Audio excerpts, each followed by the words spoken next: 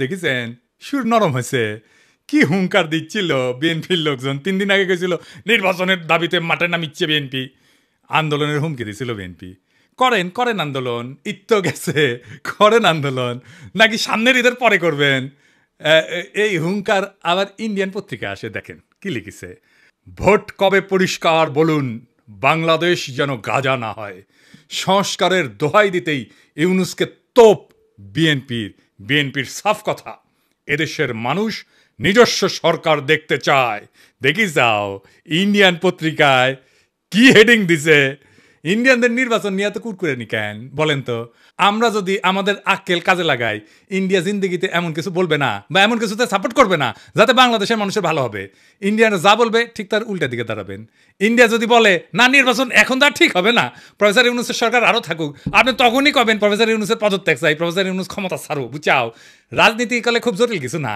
India যা কবে তার উল্টা দিকে আমাদের মঙ্গল আর বাংলাদেশের কারো কথা যদি ইন্ডিয়ার সাথে সবসময় মিলে যায় তাহলে বুঝবেন ওই হালায় কলকাতা হারবাল খাইছে হালা ইন্ডিয়ান মাল মির্জা ভাই ইঙ্গা করে কলে তো হবি না আপনাকে না গান গাওয়া লাগবি গান গায়ে গাওয়া লাগবি একটা গান বানিয়েছি শুনবেন হ্যাঁ বাড়িতে না প্র্যাকটিস করে মাইকের সামনে গাবেন আমরা খুব ফাইন হয়েছে মির্জা ভাই শুনবেন শুনেন নির্বাচন আহা নির্বাচন নির্বাচন চাই নির্বাচন তা না হলে ইউনূস যাবে নির্বাসন তে হবে নির্বাচন এই ডিসেম্বরে তা না হলে আন্দোলন রাজপথে ঘরে ঘরে আর নয় আন্দোলন রোজা ঈদের পরে এবার হবে হবে ঠিক ডিসেম্বরে নির্বাচন আহা নির্বাচন এইবার আসেন দেখি বিএনপি কেমনে ইন্ডিয়ান বয়ান ফেরি করে সেটাই না দেখি বিএনপির রিকমেন্ডেশনে হওয়া পররাষ্ট্র উপদেষ্টা তহিদ সাহেব আর বিএনপি নেতার ছোট ভাই জসিম ইয়া ডিচুম ডিশিয়া আসা না এই যে এডিটার সাহেব এটা দেখান না এই জসিমের ম্যান পিট মেলা দিন দেখি না এটা দেখান না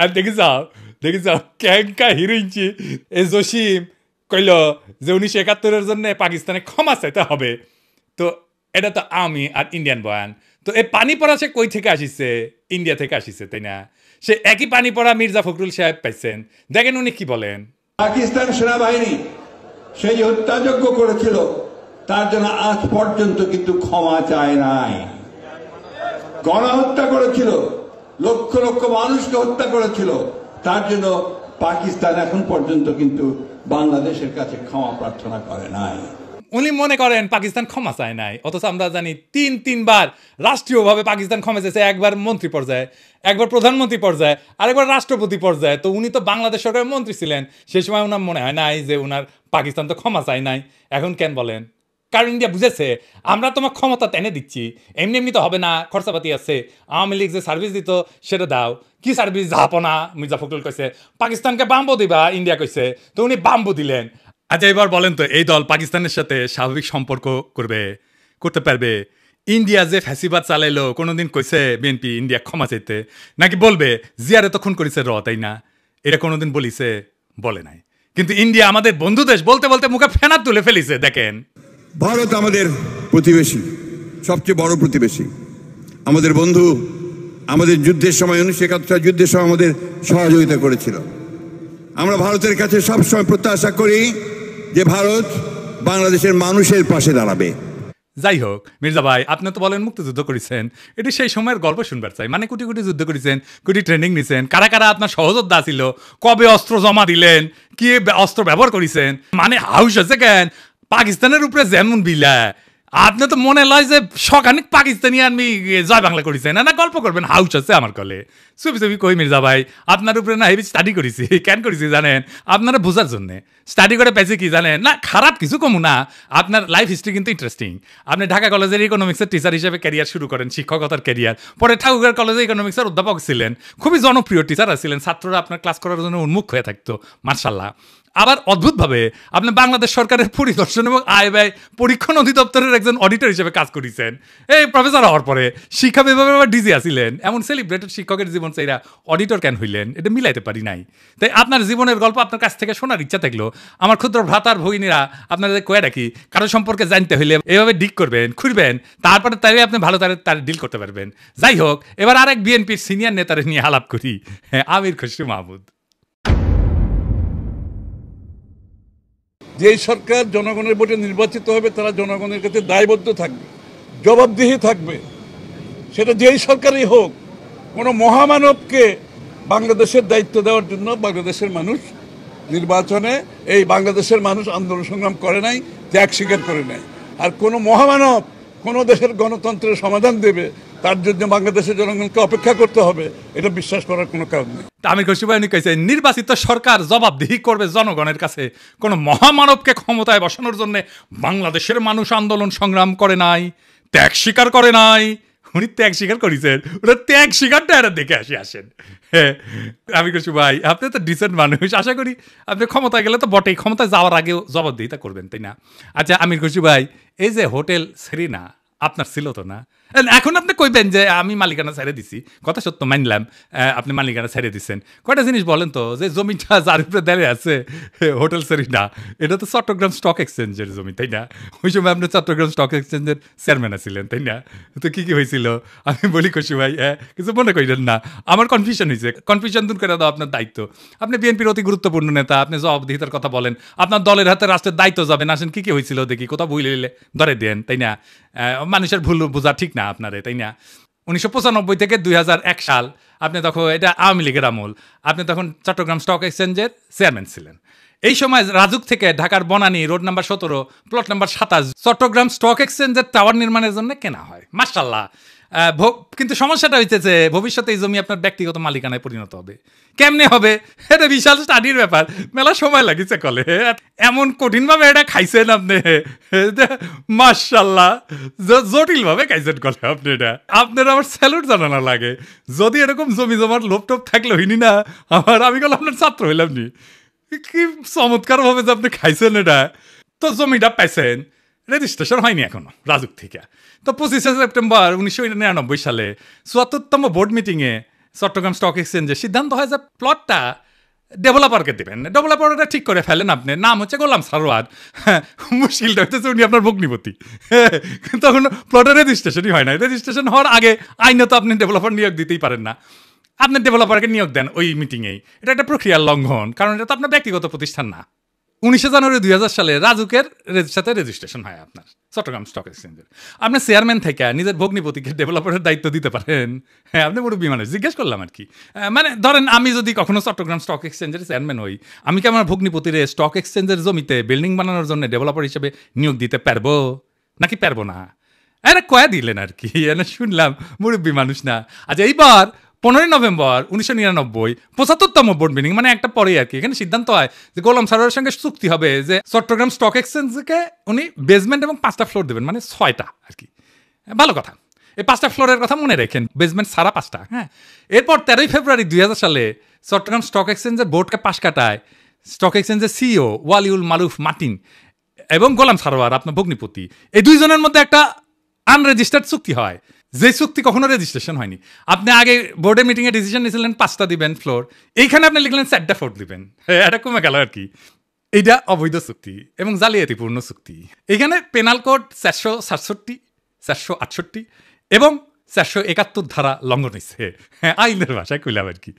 তো 74 এবং 75তম বোর্ড মিটিংয়ে গোলাম সারোয়ারকে ব্যক্তিগতভাবে ডেভেলপার হিসেবে নিয়োগের আলোচনা হয়, কিন্তু সিইও যে সিগনেচারটা করলো না, যে 4টা মিটিংয়ে, ওইখানে হোটেল সারেনার মালিক হিসাবে তার সাথে এগ্রিমেন্টটা হইলো। সারেনাকে তখন হয়নি যখন আপনি বোর্ড মিটিং করেছেন, বুঝছাও?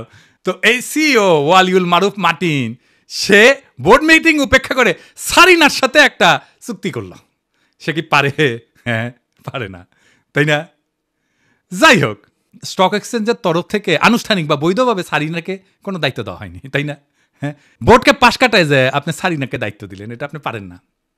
এরপর 23 মে 2000 সালে গোলাম সারোয়ার মানে আপনার ভগ্নিপতিরে একটা পাওয়ার অফ অ্যাটর্নি দেওয়া হয়, যাতে জমি বন্ধক দেওয়া, আর্থিক ক্ষমতা দেওয়া হয়, কিন্তু ওইটাতে আবার কোনো ফ্লোর বন্টনের উল্লেখ নাই। এই চুক্তিতে বোর্ড অনুমোদনেরও উল্লেখ নাই। 10 জুলাই 2000 সালে আপনি এবং বাদী আপনার স্ত্রী সারিনার 50% শেয়ারের মালিক হয়ে যান, কিনে নেন আর কি। কি টাকা দিচ্ছেন কে জানে। হ্যাঁ, ভগ্নিপতিকে রাস্তা তৈরি করে দিয়েছেন, এখন নিলেন শেয়ার। 2010 পর্যন্ত হোটেলের মালিকানা ছিল আপনার। এইভাবে প্রাতিষ্ঠানিক সম্পদকে পারিবারিক ব্যবসায় রূপান্তর করে ফেললেন। এটা একটা জ্ঞাত ষড়যন্ত্র, ইংরেজিত কয় ক্রিমিনাল কনস্পিরেসি। ইংরেজিত যেহেতু কইছে ঠিকই কইছে। হ্যাঁ, 20 নভেম্বর 2004 সাল রেজিস্ট্রেশন হয় জমিটার গোলাম সারোয়ারের নামে। অদ্ভুত ব্যাপার। তবে দলিলে সম্পূর্ণ ভবনের উল্লেখ নাই, দামে ব্যাপক গরমিল দেখানো হয়, এটি সরকারকে রাজস্ব ফাঁকি দেওয়া হয়। দলিলে প্রকৃত দাম না দেখানো পেনাল কোডের 420 সিটিং এই ধারার আওতায় পড়ে। এইবার ভবন নির্মিত হয় আলহামদুলিল্লাহ, জিলাপি টিলাপি খাওয়া হয়, বিলার টিলার দেওয়া হয়। ভবনের অনুমোদন ছিল কত? 15 তলার। আপনি ভবনটা বানাইছেন কত? 20 তলা, 5 তলা এক্সট্রা, 12 হাত কাকুরের 13 হাত বেশি দেখেছি না, সেই রকম 15 তলা অনুমোদিত বিল্ডিং এর 20 তলা হয়ে যাওয়া দেখলাম আমরা। এটা রাজুকের নিয়ম ভঙ্গ কইরা অবৈধ নির্মাণ, নগর উন্নয়ন আইনের গুরুতর লঙ্ঘন। আর চট্টগ্রাম স্টক এক্সচেঞ্জের 4টা ফ্লোর পরে এটা কমায় 4টা করা হয়েছিল না, সেটা আসলে অতিরিক্ত ফ্লোর বানায় 2টা থেকে দেওয়া হয়েছে। মানে মাছের তেলে মাছ ভাজিছেন, পুরা বিল্ডিং আর জমিন মালিক হয়ে গেছে আমির খুরশি মাহমুদের পরিবার। বুঝিছাও মজার এই দারুণ চালাকি কইরা এমন একটা জায়গায় আপনি সম্পদ বানাইলেন, কি ফাইন সিস্টেম কইরা। আচ্ছা, খালেদা জিয়া এতিমখানার টাকা সরান নাই, টাকা ব্যাংকে ছিল, কিন্তু উনি নাকি নিয়ম মানেন নাই, তাই উনারে জেলে নিল হাসিনা। আপনার নামে কেন কোনো মামলা হইল না? আপনি তো বলেন আপনার মালিকানা নাই। মালিকানা ছিল তো ওই সময়, এক সময়, তাই না? ওই মালিকানা কি আপনি নিতে পারেন? আপনি ডিউ ডিলিজেন্স করেছিলেন? করেন নাই। আপনি জানতেন না 15 তলার পারমিশন নিয়ে 20 তলা বানানো হয়েছে? হ্যাঁ, তাও তো শেয়ার কিনেছেন। আপনার তো ডিউ ডিলিজেন্সই ধরা পড়ে যাওয়ার কথা। এই সারিনাতেই তো আপনি আবার ফার্মের বাসায় দান্দিক বোকাচোদাদের নিয়ে মিটিং করেন, কমিউনিস্টদের নিয়ে। ইনভেস্টমেন্ট সামিটের টাইমেও মিটিং করেছিলেন। আপনার কি প্রফেসর ইউনুসকে জবাবদিহিতার কথা বলা মানায়? আমি খুশি ভাই। হ্যাঁ, আগে দেখতাম মানুষ রাজনীতি করতে এসে গরিব হয়, বাংলাদেশে দেখতেছিস খালি সবাই বড় লোক হয়, বড় লোক হয়, বড় লোক হয়, টেকায় খালি টেকা। আমির খুশি ভাই, এটাই সমস্যা। কি সমস্যা হচ্ছে? টেকা কামানোর জন্য রাজনীতি যদি কেউ করে, তার মাথার তো খালি টেকা আর ধান্দা ঘুরবি।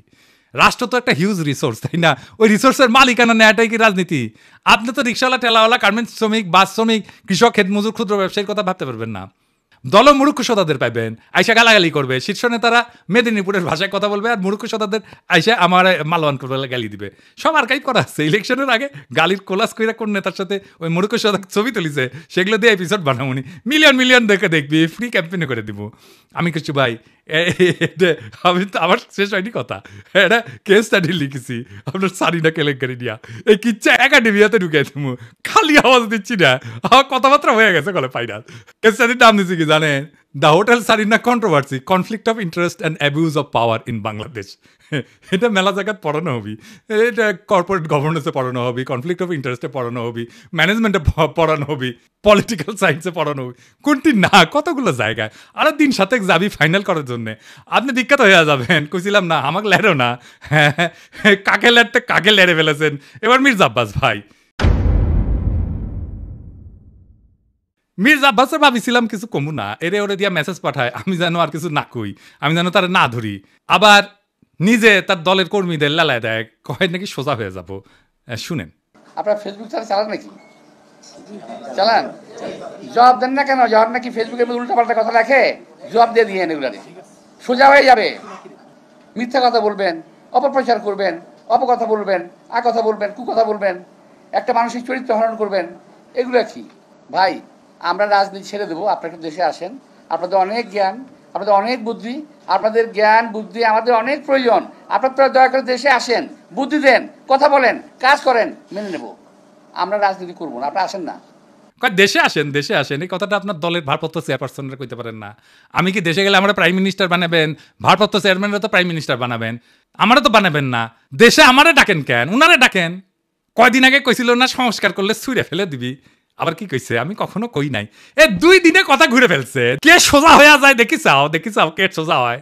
হ্যাঁ, দেশে দাগ ইচ্ছে যে ভাবিচ্ছে যে দেশে গেলে দাবরানি দিবি, আমার দাবরানি কেমনে দিবি জানেন? এই যে তার দলের নেতা স্কুল শিক্ষকের কলজা টেনে ছিঁড়ে ফেলাতে চায়, দেখি চাও। একবারে টানি ছিঁড়ে ফেলবো তোমার। সেনো তুমি, সেনো চলো, তোমার খারাপ খুব আমাদের একবারে নিশ্চিন্ন করে দিব তোমার। কি কথা বলো তুমি? সেনো বাহাদুরি ছিল। এই তোমার নামে আমি মামলা দেবো। এই কি অবিলক্ষণ দেয়? হবে, কি বলবো?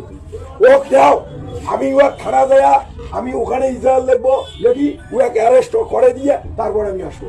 কুড়িগ্রামে কি কয় ক্ষমতা না আসতে আসতেই এই শুরু করেছেন, ক্ষমতা গেলে কি করবেন এটা পাবলিক জানে। আপনাদের তো উন্নতি হইতেছে না, ক্রমাগত অবনতি হইতেছে। দুঃশাসন শুরু করলে আবার লড়াই শুরু করবো। দেশের মানুষকে তো আর অরক্ষিত রাখা যায় না। মির্জা আব্বাস ভাই, আমি সোজাই আছি, কিন্তু আপনারা একেবারে ফ্ল্যাট করে দেবো, একেবারে হুতায় দেবো, উঠবার পারবেন না এই বুড়া বয়সে। আপনি কল্পনা করতে পারতেছেন না আপনারা আমি কোন দিক দিয়ে ধরবো। মিশা কথা আমি কইছি, কোন কথাটা মিশা কইছি কইবেন? হ্যাঁ, কোন সেক্টরে মুক্তিযুদ্ধ করেছেন, কার সাথে যুদ্ধ করেছেন? আমি নানাভাবে ক্রস চেক করিয়া কইছি আপনি বালের মুক্তিযুদ্ধ করেছেন, মুক্তিযুদ্ধের নামে মিথ্যাচার করেছেন। দিন বদলাইছে মির্জা আব্বাস ভাই, শেরের উপরে সোয়াশের আছে। শোনেন মির্জা আব্বাস ভাই, মানুষের তিনটা জিনিস ডরায়, এই ডর দেখায় মানুষের শাসন করছেন এতদিন। জানের ভয়, সম্মান হারানোর ভয়, আর সম্পদ হারানোর ভয়। আমার জানের ভয় নাই, সম্মান হারানোর ভয় না, আমার সম্মানই নাই। হ্যাঁ, আপনি কি নিবেন? আর সম্পদ এটাই, এই যে এটা কেড়ে নিতে পারবে না কেউ। আপনার লেসপেন্সারদের পিছিয়ে লেগে দিতে পারেন, বালটাও শিখতে পারবেন না। বাংলাদেশের পলিটিশিয়ানরা দুধে দেওয়া তুলসী পাতা না, সব বিগ শটের আমল নামা ব্যয় করবো টাই না। এইভাবে এই দুর্নীতি আর দুর্বৃত্তায়নের খাজে খাজে বাংলাদেশের রাজনীতি আজকাল এক অলিক নাট্যশালায় পরিণত হয়েছে, যেখানে দাবি দেওয়া আর আচরণ দুইটা ভিন্ন গ্রহে বাস করে। এখানে কেউ মুক্তিযোদ্ধা হয়েও যুদ্ধের ইতিহাস বিকৃত করে, আবার জনগণের শাসনের বুলি আওড়ায়, চতুরতায় জনগণের সম্পদকে ব্যক্তিগত সম্পত্তিতে রূপ দেয়। আজ যারা ক্ষমতার বাইরে তারা জবাবদিহিতার গান গায়, কাল যখন তারা ক্ষমতায় তখন জবাবদিহিতার ঊর্ধ্বে ওঠায় হয় তাদের অভিষ্ট। রাজনীতি আজ জনগণের না, নিজের ভাগ্য বদলানোর জাদুর কাঠি। আজ যে দল ইন্ডিয়া বিরোধী স্লোগানে জ্বলে ওঠে, তার বয়ানি আবার ভারতীয় লাইন টু লাইন কপি হয়ে ফিরে আসে ঢাকার রাজপথে।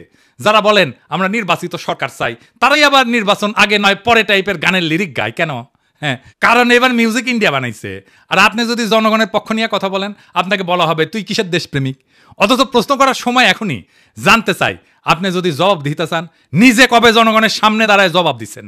একবার বলেন, একবার দিচ্ছেন জবাব? জনগণের সামনে দাঁড়ায় জিন্দেগিতে দেন নাই, এখন জবাব দিতে চাইতেছেন আপনি প্রফেসর ইউনূসের কাছে। বাহ, মজারই মজা। আপনি যদি বলেন দুর্নীতি হবে না, আপনি নিজের জীবনে কোন অধ্যায় প্রমাণ করছেন? দেশের মানুষ সব বুঝে, বোকা না। এখন কেউ চোখ বন্ধ করে ভোট দেয় না।